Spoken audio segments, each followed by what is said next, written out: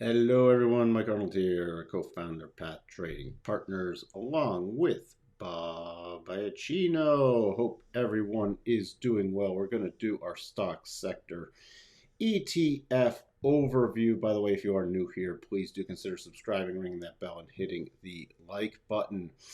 Have a slight variation going on this week. I'm have up a little more conservative version of the long-term buy sell system. It's on a weekly basis like the other weeks. Just wanted to see this one. I've been asked some questions about this. So do you have various different settings? Yeah, I have more advanced and conservative. This is dealing with some more conservative ones, so we'll see where all the sectors sit in terms of a little more conservative with the buy and sell patterns. And I get some other questions. Well, is it just when it crosses this green line? Either way, no, it's not. Because if I had a system like that, then you get these major whipsaws like buy, sell, buy, sell, buy, which is one of the problems with traditional just moving average systems that just price crossing it, you can get whipsawed a lot. And I don't want to be whipsawed. Now, every system does have whipsaw tendencies. But you can eliminate a fair number of them. And you also want something that's so simple. You don't want 20 different indicators, especially for longer term. You want a couple at most. So here's your energy sector. We don't even have to comment on that if you've been following the markets. In major bull mode, actually, I have the harmonics on here too. And you see up at the next harmonic key level. So this is getting very overdone, but when something's this strongly trending, you have to still go with the trend and trail a stop. And we're again using a longer swing and the most recent swing, which gives me my next major cluster of about 77.89. We'll just go to that's 77.75, 78.22. So just go to 78, then 81 area, 81.17. But this is in long-term buy mode. What does that mean? Anything you find in an energy sector that is also in bullish mode is buyable on pullbacks. That's the way we use this. Watch for pullbacks. Now you can also use this to just trade the XLE. So this went bullish back on the 30th of November of 20 and has stayed bullish. Again, this is on a weekly basis. You want to stay in things for many weeks, especially sectors as possible, because there'll be a lot of different stock plays in there. XL real estate, again, see, the longer term buy was back here, and it's still, even with a break below, and none of these breaks below here triggered a sell, and this break below did not trigger a sell. And we've got a strong rotation back up. So you can get bigger corrections in these and then stronger rotations back up.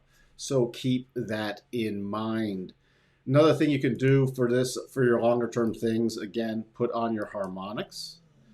So we're now above the 37.5. So the next major area I'm watching for little resistance is about 47.50 and then about 48.80.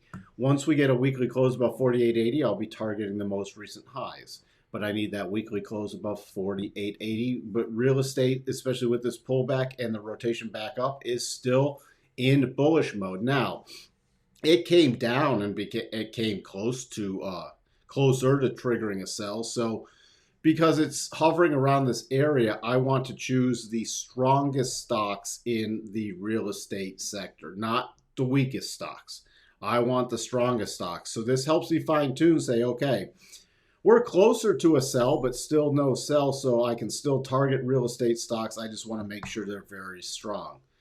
XLF, getting closer to a sell, but no sell yet.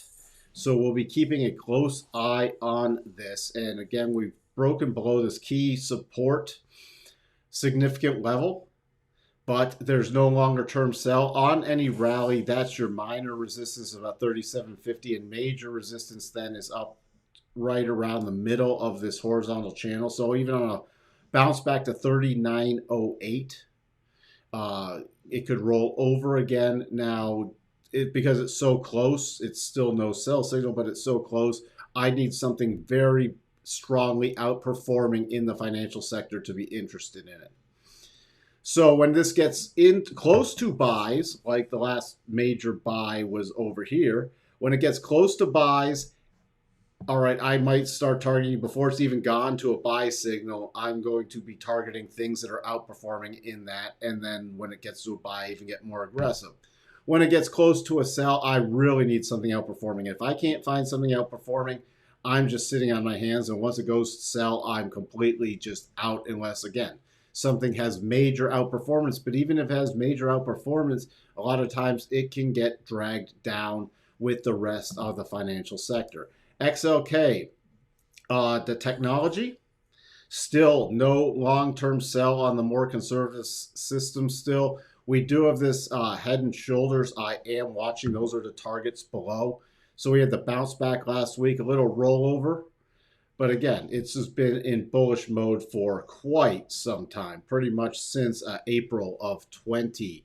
So still hanging in there on bullish mode, really weakening. So again, this is similar to what I said with the other ones that are closer to issuing a sell signal. I need a technology stock that is really outperforming. If something's just performing with the sector or underperforming, not interested at all at this time. XLI, Industrials, again, even when, this is why you don't just want crossing some line, because you can get these whipsaws, you know, sell, buy, blah, blah, blah. This is still in bullish mode, but we are close. So the industrials are still close to a sell signal, but no sell signal yet. So again, I'm going to stress this. You need a stock in the industrial sector that has strong outperformance, and then it's still tradable, especially in the short term. So I will be keeping a very close eye on the industrial sector for a potential rollover, because it is getting weaker and weaker each week, even with this bounce back, and it now is in this little mini consolidation pattern. XLY, consumer discretionary. This one does not have a sell signal yet. The more aggressive one did have a sell signal. This one doesn't. It is close to a sell signal, so we will be monitoring that. Just want to point this out, but this is the same thing. I need something super strong outperformance, and based off how close this is to a sell signal, it's pretty much sit on my hands with consumer discretionary and not interested in this unless it can start really a strong rally back. But given the whole macro picture with inflation and consumers and their savings rate going way down, not something I want to be chasing in the consumer discretionary. XLV, healthcare, not anywhere near a sell signal yet. I will be keeping an eye on this double bottom. This is valid on the daily basis, so I will be keeping an eye on there. First area I'm watching for resistance is 134.46 on the sector. You get above there, you can even get more aggressive in the healthcare. It's had its bigger pullback. It's held this significant level, and it's forming a bottom pattern. So healthcare stocks that are outperforming or you're getting buy signals on could be really good, especially on a XLV close above this 134.46. Because then you have the sector, not only is it a long-term buy, it's issued a shorter-term buy signal, and we're watching for potentially new high prices. XLB, the Material Select Spider, still hanging in there with, it triggered this double top pattern. Actually, it hasn't triggered it because I need a red candle. It has not triggered it, but it did hit the first target and nearly the second target, but no long-term sell signal just yet. But this is another one that I'd be cautious, and I need a stock in the materials sector that has strong outperformance. Otherwise, would not be doing anything. XLP, consumer staples, nowhere near a sell signal at all. And again, holding this 74 area significant level and moving back up. At this point, I'm fine-tuning this to about 77.40. Above 77.40, we still have the target 79 and then about 80 to the upside. The longer term targets, using the same harmonics, we're about 79.50, then we'd have 80.65. Again, this is anything in the consumer staples that's even at performance or outperformance is a very strong buy. Underperformance, I'd still steer clear with given the macro position of the markets, but at performance or outperformance on pullbacks, on any pullback buy signals you get, very good sector to be in from our opinion. XLC, communication services, again, issue to sell, rolling back over. We had a little bounce next week, but rolling back over, not touching communications at all in any way, shape, or form. I'm still expecting lower prices on this. Now, this stayed in with a buy signal since about May of 20 till January of 22. So this was a good long run, but then it broke down. You had a potential double bottom that never triggered, and it just came back down. Nowhere near a buy signal in that sector, so not interested at all. XLU, still strong rotation back up. It got a little closer to a sell signal, but no major sell signal here. So now I am watching for potentially new highs. This is great for those longer term viewers. This is a great area to use a reverse harmonic. So you're anchoring it while it's reversed because you're going backwards in time from the low of the week of the 22nd of February back to the 27th of December week, and that gives me my next targets. How do I use these targets? If I'm just trading the XLU, they can be areas to move up stops and or take partial profits. If I'm looking at this, what I'm looking when they do hit the key levels, especially the 73, 72, I would be looking to aggressively more move up stocks in any utility stocks I have. Why? Because the sector can pause and roll over. And you see when it gets pauses and rollovers, it can trend the other direction for a few weeks. So if anything was in a potential iffy situation with a utility stock, I definitely want to raise up a stock because I don't want to be fighting a downward trend in the sector for a few weeks. XRT, again, I added this as a retail. Retail, we had a sell back at the beginning of January on this, and still nowhere near a buy pattern just yet. So retail sector, again, that's why I'm cautious with consumer discretionary, because already have a sell in retail. Consumer discretionary might be hitting a sell very soon. What word am I looking for? The consumer is not in a strong position. You know, they will have to consider still buy consumer staples, and that's why that sector is very strong. However, they're going to have to cut back on other stuff because inflation is really high right now. We're getting another inflation print this week. So, and you're have to buy your milk, your eggs, your bread before you have to buy a new gadget. So that's why retail is rolled over also. So anything that's really, again, that falls in the retail sector of consumer discretionary, not touching. The retail sector of consumer staples, I will touch. Okay, like you could take a look at Kroger. Would not chase Kroger at this point. But, like, I mean, here's your major outperformance, but this is a grocery store chain if you're not familiar with it. And this is in the consumer staples. And, you know, even though retail has rolled over, people still have to buy their shopping goods. And you can see the major outperformance there. So that, again, falls in consumer staples, which we already looked at, which is in a strong buy pattern. So you're looking for stocks like this, especially on pullbacks. IYT transports, no sell signal yet. Getting a little close, but if it could get back above around, let me fine tune these levels for you.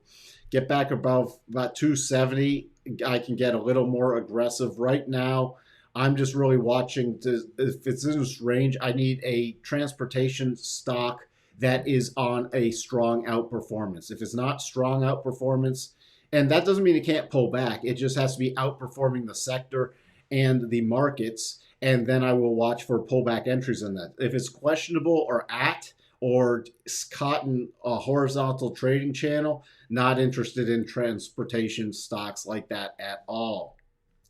Commodities, you can see this just going through the roof. Next major target is 28.31. Really interested once we get pullbacks in anything in the commodity sector. Grains, metals, oils, There are lots of different plays in there, and at performance or outperformance are definitely tradable on any long-term pullbacks. I mean, this went into buy mode back at 24th of August. This did not take it out of buy mode, and still in a strong position. Here you have your agricultures, which I've talked about before, in strong buy mode. This has been in strong buy mode since, let's see, when did it hit buy mode? It hit buy mode back at about the beginning of September of 20. Nowhere near a sell mode. On pullbacks in your agriculture fund things, those can be really strong buys right now. You can see here, and this was on a daily basis, by the way. That's how we got those little harmonics. That was a reverse harmonic box. You see coming down here, hitting that harmonic level, and then strong reversal back up. Now with this kind of coming off to 22.45 on the daily, I'm still watching for a pullback. There's some gap fills, and so on pullbacks in the agriculture area, I'm watching for any stocks in that area that are at or outperforming to possibly trigger daily entries in the direction of the long-term weekly trend, and then those are buy areas. So that pretty much wraps it up, and stay tuned. I will be releasing, if you are interested to be able to put this on your own charts and do some of your own long-term analysis, then I will be releasing this shortly. Again, it will be a very reasonable price, and this can completely be used on stocks to manage a long-term stock system. As I said, you find a sector that's in really strong outperformance, like not that one, like healthcare. That's a good one. Still a little iffy. The material select, the XLP, consumer staples, strong outperformance. So then I'm going to be looking for stocks like those Kroger's. Now, when did Kroger issue a buy signal? Kroger's been in buy mode. Excuse me. Kroger's been in buy mode since September of 19. And it's never triggered a longer term sell signal. Why I bring up something like Kroger is because you get in these long-term buy modes, and then you play it on a daily. Even on the bigger pullbacks, you just wait for your daily entry signals. So this is why I'm saying you have consumer staples in buy mode, and then you have Kroger in buy mode. So when you use a system like this, you can go back to your longer term basis. Hey, is it in buy mode? How long has it been in buy mode?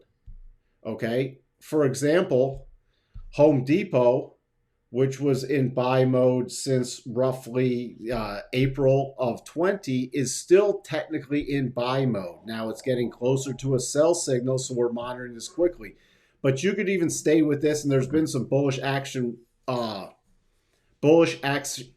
recently. So that's why I want it to be a little conservative. See, it's running up still. Now, we still have a gap. This might not trigger sell mode, and Home Depot could keep going up. But would that be my first strong stock? No. Why? Because it could go into sell mode soon. So that's what is keeping me cautious on stuff like Home Depot. Now, if it regains this strong area, especially above about 344, then it could be in strong buy mode on a daily again. And by the way, you did have a really nice double top pattern here, which gave a great warning sign to sell Home Depot. So you don't just have to wait for the long-term sell system to kick in. You get a short-term major topping pattern like this. You can unwind stuff and watch for that bigger pullback. That's what I have for you in the stock sector overview. By the way, if you're new here, please do, again, consider subscribing, ringing that bell, and hitting the like button. Longer-term members, please hit that like button and leave me some comments. And I will talk to everybody later. Bye for now.